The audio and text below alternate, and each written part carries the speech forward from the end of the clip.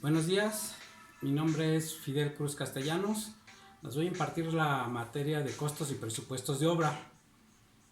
De acuerdo al examen que les dejé el día de ayer, que es el diagnóstico, lo más importante de todo presupuesto es la cuantificación de obra y la descripción del concepto del catálogo, por lo cual les recomiendo siempre que hagan un catálogo de conceptos, revisar bien el proyecto, ver las notas generales que indique el propio plano, revisar cada uno de los planos, porque a veces entre planos se complementan.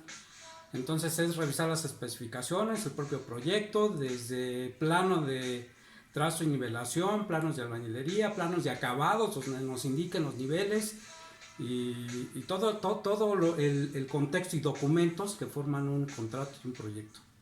Entonces vamos a hacer la revisión del examen diagnóstico, y cualquier duda me la pueden hacer a través de la plataforma que estamos manejando de Classroom, o en su caso a través del correo electrónico. Yo ya el día de ayer también les mandé el correo electrónico para que estemos en contacto. Y bueno, pues vamos a iniciar. El catálogo de conceptos es la descripción o la interpretación del propio proyecto, en el cual nos va a ir diciendo, y tenemos que describir claramente cada una de las actividades que vamos a desarrollar, para lo cual un catálogo de conceptos se va a ir elaborando por partidas principales y subpartidas, que son los subtemas, por así llamarle. Como ejemplo muy rápido, podemos llamarle una partida a lo mejor instalaciones, pero el concepto de instalaciones integra varias subpartidas, que es instalaciones eléctricas, instalaciones hidráulicas, sanitarias, aire acondicionado. Entonces a esas les vamos a llamar subpartidas. Entonces, para ir avanzando, el catálogo de conceptos debe de tener varios componentes y conceptos, descripciones claves para poderlo identificar claramente. Desde tener una clave de identificación que va combinado en ocasiones de números, letras, por cada uno de los conceptos descritos. Después viene la descripción general, en el cual vamos a detallar claramente la actividad que se va a desarrollar. Si es un muro de tabique, le vamos a poner que es un muro de tabique, las características del material, cómo va a ir pegado, si es un material especial, si es de importación, y en ocasiones hasta la misma marca se maneja dentro de la descripción del concepto. Tenemos que identificar o hacernos nosotros nuestra propia la pregunta para saber qué vamos a desarrollar en la descripción. Tenemos que poner, como les comenté, la descripción completa del material, el producto, las dimensiones, la capacidad, los colores. Si vamos a hacer un concepto de pintura, ponerle qué tipo de pintura, la clave de la pintura.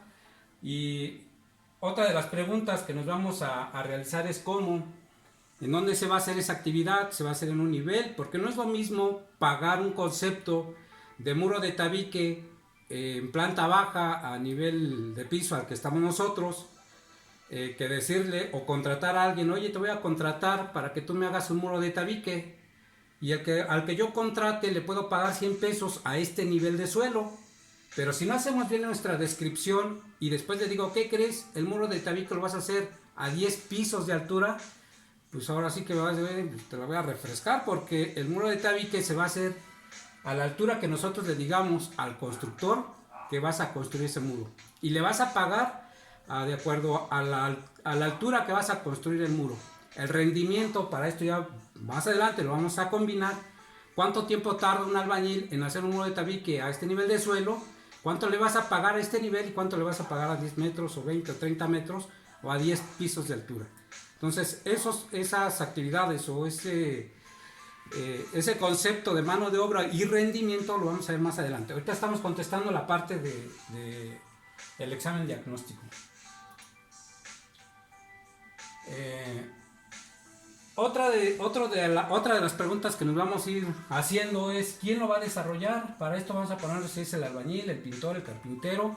Nosotros tenemos que calificar, y para esto también ya hay varios estudios que hace el Diario Oficial de la Federación, la propia Comisión Nacional de Salarios Mínimos, que va calificando a cada una de las personas de acuerdo a una categoría, les va asignando una categoría. Nosotros no le podemos llamar a un ayudante que es un albañil si no tiene a lo mejor el conocimiento de oficio para hacer el trabajo de un albañil ya es en ocasiones hasta calificado. Igual para un soldador ya es un soldador calificado. Entonces todas estas categorías las va dando el diario oficial de la Federación y los va determinando para poderlo evaluar. Tenemos que tener muy importante la unidad en el cual se va a poner en nuestro catálogo de conceptos. Nosotros podemos tener una losa, un piso y lo podemos pagar por metro cuadrado y es un precio diferente y lo podemos pagar por metro cúbico. Cuando ya estamos hablando de los metros cúbicos, ya estamos hablando de tres dimensiones que tenemos que multiplicar: largo, ancho y espesor. Cuando hablamos de metros cuadrados, pues es largo por ancho y esa es la unidad de medida que nosotros tenemos que asignarle al propio catálogo de conceptos. La cantidad es muy importante, la cantidad que va en el catálogo de conceptos. Cuando hablamos del catálogo de conceptos, estamos hablando hasta el punto de cantidad. Cuando ya se le asigna un precio al catálogo de conceptos, ya le vamos a llamar presupuesto. Entonces hay que poderlo identificar claramente cuando es un catálogo, hasta dónde corta, y cuando se le asigna el precio ya se forma parte del presupuesto de obra. Ya estamos valorizando ese catálogo de conceptos. Ahora, para la pregunta número 2, para elaborar un catálogo de conceptos, ¿con qué documentos nos debemos de apoyar? Nos debemos de apoyar con el propio proyecto, las especificaciones, proyecto de albañilería, proyecto de trazo y nivelación. Todos los proyectos se van complementando, todos los planos se van complementando, entonces es muy importante que sepamos nosotros identificar y hacer todo ese juego de planos, poderlos tener completos para poderlo trabajar. Y muchas veces en el propio proyecto están hasta las maquetas constructivas, entonces es importante que nosotros vayamos trabajando y poderlos identificar. ¿Qué otros documentos adicionales nos pueden ayudar a hacer un catálogo de conceptos? La propia ficha técnica. Si vamos a hacer un muro de tabique, el fabricante nos puede dar la ficha técnica. ¿Cuánto me va a resistir a veces el tabique? De acuerdo a las pruebas que le han hecho, porque es la garantía de calidad. O en un muro que le vamos a colocar pintura, el código de la pintura. O si vamos a utilizar a lo mejor maquinaria, la ficha técnica de la maquinaria, la capacidad, todo lo que refiere a documentos o datos adicionales para poder plasmarlos en el catálogo de conceptos. Vamos a describir las actividades para elaborar. Describe las siguientes actividades para un catálogo de conceptos. En esta ocasión, para hacer un muro de tabique, ahorita les voy a pasar el ejemplo y el acero de refuerzo. La pregunta 3 y 4 me la voy a brincar y más adelante la vamos a ver más detalladamente. Pregunta 5, de acuerdo a tu experiencia, preferentemente, ¿quién debe elaborar el catálogo de conceptos? Lo debe de desarrollar el propio proyectista. El proyectista debe de conocer qué materiales, con qué condiciones está haciendo su proyecto, qué acabados. El proyectista tiene que saber hasta dónde quiere llegar con su proyecto. Muchas veces hasta nos entregan a memoria de cálculo, porque luego a veces son diseños un poquito complejos. Entonces el proyectista es preferentemente quien desarrolla el catálogo de conceptos. Él se lo da al cliente, pero también lo puede desarrollar el propio constructor o la supervisión. Teniendo todos los elementos necesarios, ellos los pueden elaborar el propio catálogo. No necesariamente, o no es obligado el proyectista, preferentemente lo es, pero no es obligado. ¿A qué nos referimos cuando es una cuantificación de un catálogo a líneas de proyecto? Que tenemos que apegarnos 100% a las cotas que indica el proyecto.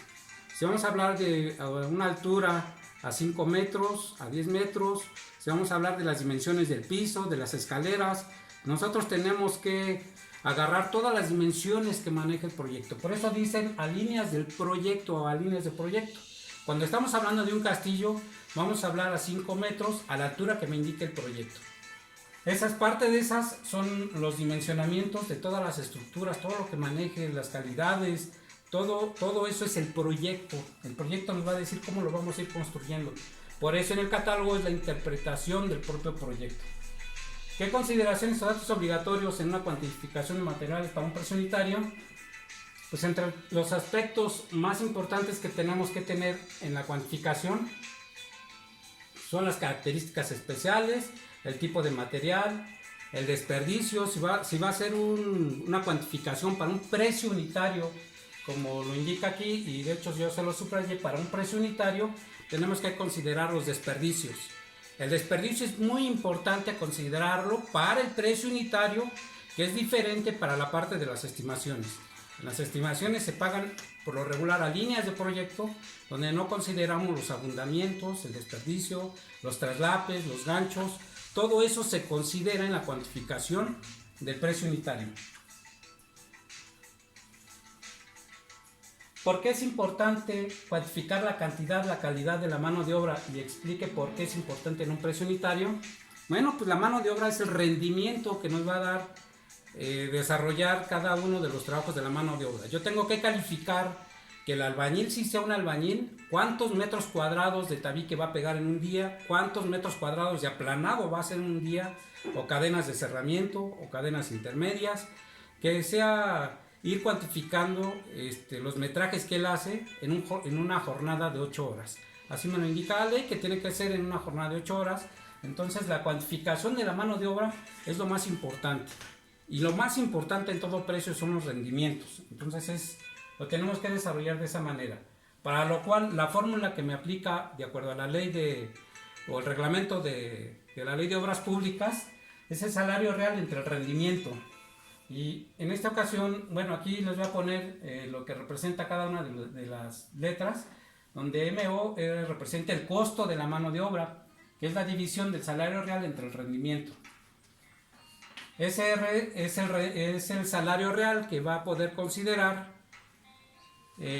los costos o las prestaciones que nos da la Ley Federal del Trabajo, lo de las prestaciones del Seguro Social, vamos a considerar costos para el fondo de la vivienda y el propio rendimiento. Entonces todo esto lo vamos a ver más adelante detalladamente y vamos a hacer el cálculo de nuestro factor de salario real. Al momento de hacer cuantificaciones de equipos de construcción, vamos a poderle asignar nosotros o hacer el valorizado o las mediciones de los equipos por hora. Y para esto también más adelante vamos a ver el costo horario, donde el costo horario va a tener los cargos fijos, los mantenimientos de los equipos, los ciclos de trabajo, cuánto tiempo tarda una retroexcavadora en subir el material a un volteo.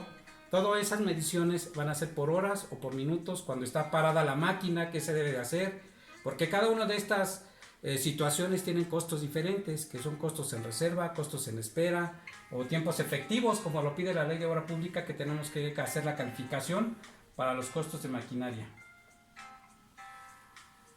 Ahora, lo que acabo de decir ya como resumen, la diferencia de una cuantificación para una estimación y para un precio unitario es que la estimación siempre va a ser a líneas de proyecto. Si tengo una losa de 10 por 10, lo que yo voy a pagar son 100 metros cuadrados de losa. Cuando lo realizo para un precio unitario, en el precio unitario dentro de cada unidad de precio voy a considerar los desperdicios, las elevaciones, el material puesto en obra, el factor de salario, la mano de obra, incluyendo todas las prestaciones del trabajador, que ya son los de la Ley Federal del Trabajo, los del Seguro Social, los del Infonavit. Entonces tiene un tratamiento diferente cuando hablamos de una estimación que cuando hablamos de una cuantificación de un precio unitario. Entonces esas diferencias sí las tenemos que identificar y más adelante las vamos a ver detalladamente. Ahorita fue nada más la solución del examen diagnóstico. Entonces de mi parte es todo. Les voy a subir el siguiente video y así nos vamos a ir sucesivamente para poder avanzar. Muchas gracias.